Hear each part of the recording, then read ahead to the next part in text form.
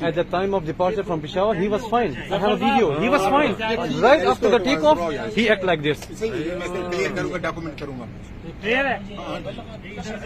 शीशा देखूंगा तो देखना। You see? Don't do this. यार आप ये बड़ा मसला बनाएगा। योग एक्सरसाइज मैं तुम नहीं बनाते फिर।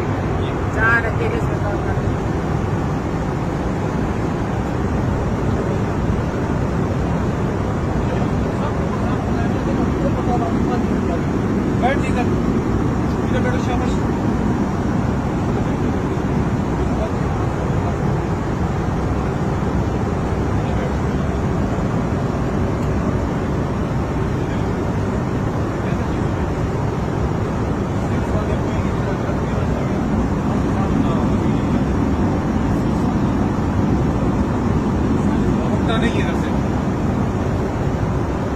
आपने उठना नहीं है यहाँ से, ठीक है? आपने बैठे रहना है।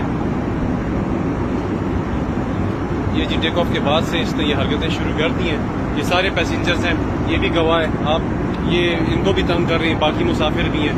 ये सब चीज देख लें, ये सब इसी को देख रहे हैं। कभी ये अजान देता है, कभी केबिन में लेट जाता है आयल में, और सारा सामान निकाल के अपना बाहर रख दिया है।